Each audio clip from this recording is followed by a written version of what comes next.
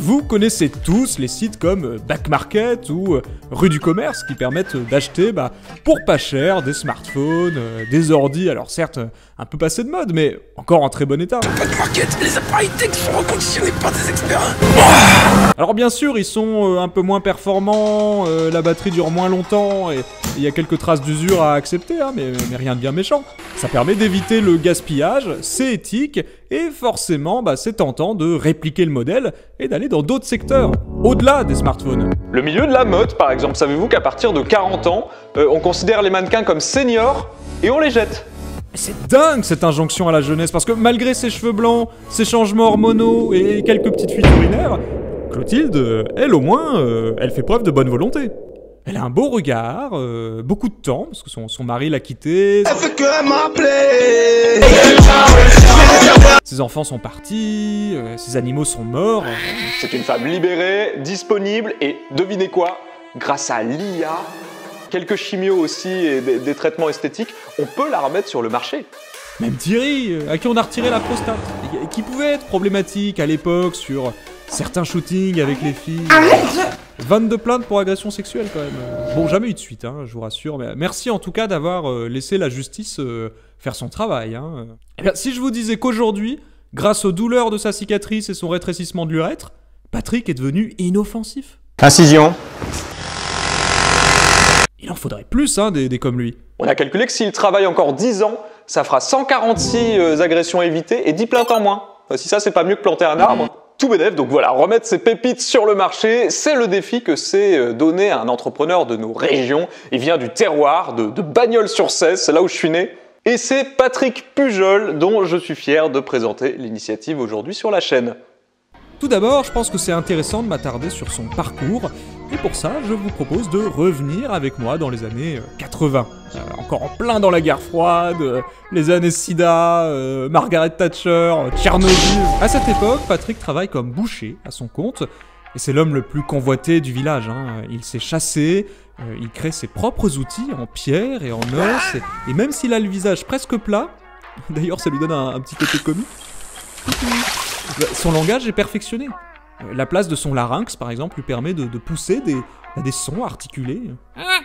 Et biologiquement, c'est l'un des hommes les plus évolués du village, il n'y a pas à dire. Même encore aujourd'hui. Oui, Bagnols-sur-Cèze, je le dis, c'est revenir 300 000 ans en arrière. Hein. Déjà, il n'y a pas le TGV. Hein. Bref, Patrick, c'est un homme comme on n'en fait plus. Hein. Un homme, un vrai, qui chasse le sanglier en tongs. Et sa boucherie, qui a été remplacée aujourd'hui par un Sport 2000, était à l'époque promise à un grand avenir. Mais Patrick est un boucher qui a aussi une certaine sensibilité.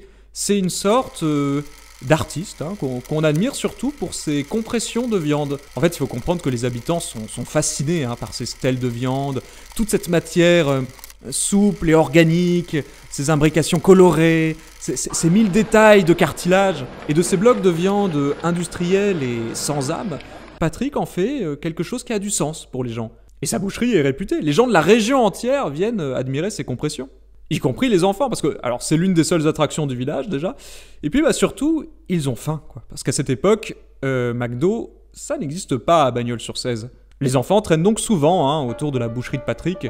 Quand on voit des photos de l'époque, ils étaient complètement illettrés, en haillons, c'était la misère. Hein. Tout ce qu'ils savaient faire, c'était hurler. Quoi. C'est tout ce que leurs parents avaient réussi à leur apprendre avant leur mort. Donc tous ces enfants hurlaient jusqu'à ce que Patrick veuille bien leur jeter un peu de pâté. Et s'ils avaient de la chance, un peu de poitrine. Le boucher, c'était comme un second père pour eux. Parce que leur vrai papa, soit ils étaient morts, soit ils devaient se prostituer. C'était compliqué. Alors forcément, certains viraient dans la délinquance, mais globalement, ça se tenait quand même à carreau, hein, parce que ce qu'ils voulaient surtout, c'était éviter la prison. Hein. Dans les cellules, les détenus sont entièrement nus, et ils ont droit seulement à une soupe par jour, un morceau de pain sec, et l'eau est rationnée. Certains gardiens se vengeaient sur les enfants.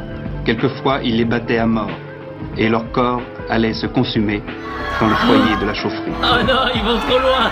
Bref, mais revenons à Patrick, donc sa boucherie est renommée avec une clientèle variée, hein, venue des quatre coins de la région. Et d'ailleurs, un jour, une mannequin, Clotilde, très élégante, très charismatique, débarque dans son enseigne. Patrick est hyper intimidé, parce qu'à l'époque, c'est vrai que c'est rare quoi, de trouver des femmes vraiment symétriques, en fait, surtout dans la région, parce qu'il y a beaucoup de mutilés de guerre, une population vieillissante, en fait, encore très affectée par 39-45, et Tchernobyl, évidemment, Tchernobyl qui a fait des ravages hein, sur la commune.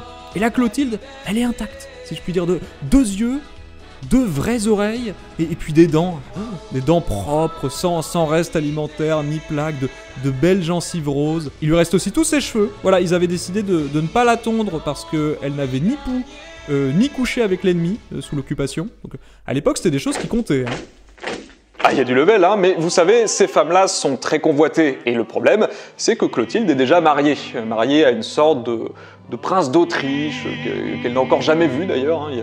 Il n'y avait pas Zoom ou Skype hein, à l'époque, les visios, ça n'existait pas.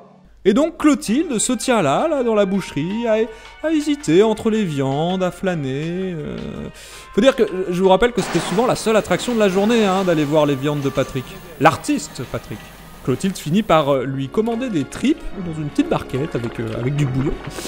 Et là, c'est le coup de foudre. Enfin, c'est le coup de foudre pour Patrick. Hein. On sait pas s'il y a vraiment une réciprocité. C'était des choses qui comptaient moins en fait à l'époque. On se contentait de payer la dot aux parents, sans contact, bip, et puis on repartait avec la femme. Sauf qu'elle, le prince autrichien avait déjà réglé sa dot. Et Patrick ne pouvait pas non plus la racheter, enfin il avait pas les moyens, il pouvait pas rivaliser. C'est comme cette magnifique BM là que tu vois chez le concessionnaire, mais toi t'es une merde, t'es un loser obèse, tu peux pas l'acheter, cette super bagnole. Faut se reprendre en main, aller à la muscu et prendre des compléments alimentaires, j'en sais rien, et lancer des formations en ligne. On veut du cash! Est-ce qu'il y a des gens qui veulent du cash? Ouais! Donc l'envoûtante Clotilde repart, comme si de rien n'était, avec ces petites tripes là, et l'histoire s'arrête là. Pendant 20 ans, il se passe rien, rien du tout, putain la vache. En même temps, dans la région... Bon, Patrick fait fructifier quand même ses boucheries, il en lance d'autres, il les revend, il se constitue un beau capital. Et ça devient un sacré vendeur hein, d'ailleurs Patrick. À la fin, sa boucherie s'étale sur 2000 mètres carrés, répartis sur 5 étages, enfin vraiment aussi grand qu'un centre commercial. Il peut héberger un concessionnaire Peugeot, le Pôle emploi et un salon de coiffure. Il fait vraiment rayonner le village. Et puis, on arrive en 2003, voilà, une belle année, un bon millésime où des choses très positives arrivent en Irak. Bonsoir à tous, merci de votre attention. Quelques images, voici les faits marquants de cette nouvelle journée de guerre. Des bombardements quasiment ininterrompus sur Bagdad. D'ailleurs, 20 mars 2003, Patrick recroise Clotilde, voilà comme ça, par hasard, au détour d'une rue de Bagnols-sur-Cèze. 20 ans après, ils se retrouvent. Oh, trop mignon, mais le moins qu'on puisse dire, c'est que le temps a fait son œuvre. Hein. Clotilde, elle est toute pleine de cancers et ménopausée et plein de trucs en mai d'ailleurs. Hein. Métastasé, mélanome, méduloblastome, mégavessie, mégaurtère congénitale, scorbut. On fait moins la maligne maintenant hein, avec tous ces cancers. Mais Patrick, il la reconnaît quand même. Et malgré tout, en grand gentleman, il la complimente. Voilà, toujours complimenté. Hein. Alors c'est sûr qu'il va pas la complimenter sur son physique. Hein, par contre, il est très élogieux sur son squelette, ses mandibules, ses poumons qui ont l'air encore très bons. Et ça plaît à une femme. Enfin, vous voyez, au lieu de dire t'es bonne. Oh, toi t'es bonne! Bah non, il y a plein de beaux compliments à émettre. Moi, ça me ferait plaisir qu'on me dise que j'ai une belle glande lacrymale, de beaux tissus conjonctifs. Et de fil en aiguille, Patrick apprend que Clotilde est à vendre en fait hein, sur le second marché. Je veux que tu partes, que tu m'oublies et puis c'est pas la peine. C'est-à-dire que ça fait longtemps que son prince autrichien l'a revendue et alors elle s'est faite racheter en 1992 par Sanofi, oui le groupe pharmaceutique Sanofi. Alors c'était pas très romantique hein, en fait c'était des généticiens qui voulaient trafiquer des trucs avec son corps. C'est peut-être pour ça d'ailleurs hein, qu'elle a tous ces cancers, mais voilà, ça a duré 9 ans jusqu'en 2001. Et le 11 septembre 2001, comme nous tous, elle est très affectée hein, par les attentats du World Trade Center et on peut penser ce qu'on veut hein, de ces tours. Moi je pense qu'elle méritait pas de finir comme ça. Et là Clotilde, elle a le bon réflexe en voyant ces tours là s'effondrer dans toute leur poussière d'amiante. Là, elle se dit non, là c'est trop, il faut que je parte en guerre contre le terrorisme. Voilà. Allez hop. Alors elle divorce de Sanofi, elle quitte le pays et puis... Alors on sait pas trop ce qui se passe, mais elle réapparaît en novembre 2002 à Bagdad dans un hôpital psychiatrique. Et voilà, de retour en France, à Bagnols-sur-Cèze, donc elle re-rencontre Patrick, qui lui, alors il la voit avec ses yeux de l'époque, il retombe amoureux. Et Clotilde, elle a pas trop le choix maintenant, hein. C'est pas comme si elle avait d'autres options. Et voilà, une merveilleuse histoire commence, c'est-à-dire que Patrick l'a fait expertiser déjà pour constater l'ampleur des dégâts et estimer le montant des réparations. Alors il l'immobilise dans un box à Bobigny, près de Paris, en attendant le retour des assureurs. Voilà, sous surveillance. Et ça y est, un beau jour, l'indemnisation tombe. Patrick a officiellement un budget pour réparer et retaper Clotilde. Alors c'était pas évident, hein. C'était un sacré chantier qui a duré 4 ans.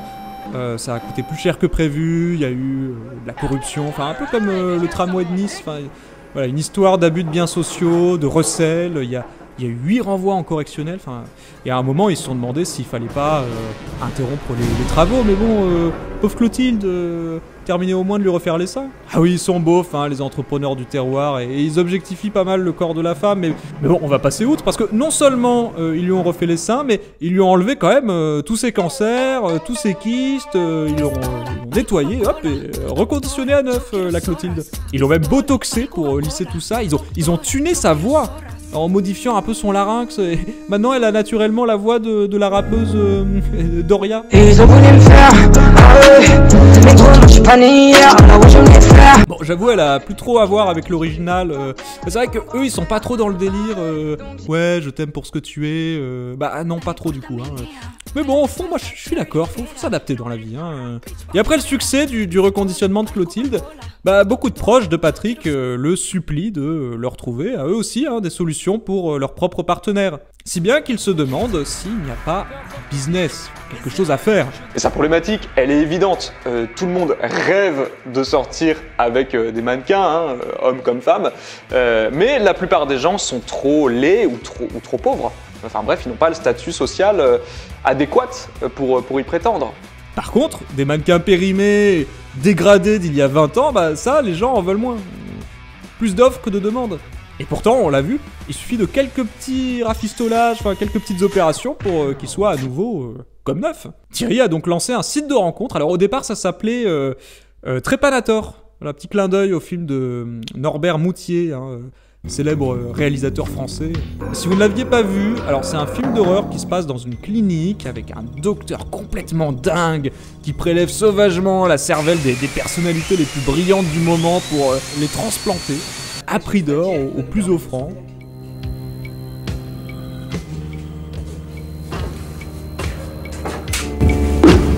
Un grand film, hein. Mais maintenant, il a rebrandé sa marque et ça s'appelle plus sobrement Backmodel. Il y a une plateforme SaaS sur laquelle on peut accéder au profil d'anciens mannequins qui ont subi vraiment tout un tas de désastres dans leur vie personnelle, accro au crack, maladie, infection, traumatisme, et voilà, tu fais ton choix, ta petite sélection, hop, tu vas au panier, tu peux les rencontrer, et une fois que tu as choisi le ou la bonne, celui ou celle qui, selon toi, a du potentiel, Joachim. Patrick va retaper tout ça. Voilà, soins psychiatriques, soins esthétiques, opérations chirurgicales. Il gère tout, alors moyennant finance évidemment. Tu peux même choisir la couleur, la taille, et puis il plante un arbre à chaque opération chirurgicale dans le parc national des Cévennes. Ouais, y a un petit côté écolo en plus. Donc c'est intéressant pour la femme ou le mec reconditionné parce que ils sortent de la misère. Vous voulez quand même l'argent? Oui, ce serait génial. Je vous le donne. Ah, vous pleurez. C'est une nouvelle vie en fait. Et les clients, eux, accèdent à toute une gamme de mannequins auxquels ils ne pourraient pas prétendre en temps normal. Gagnant-gagnant. Alors, les détracteurs parlent de marchandisation des corps ou d'un capitalisme fou et délirant, mais moi je trouve ça très déplacé et je pense que ces gens devraient déjà faire quelque chose de leur vie avant de critiquer. Voilà, très belle initiative que je tenais à vous partager les amis, et comme d'habitude, si vous avez aimé cette vidéo, n'hésitez pas à la rétribuer d'un petit pouce vers le haut, à vous abonner à cette chaîne, ça me ferait très plaisir, et puis moi, sur ce, je vous dis à très bientôt, ciao.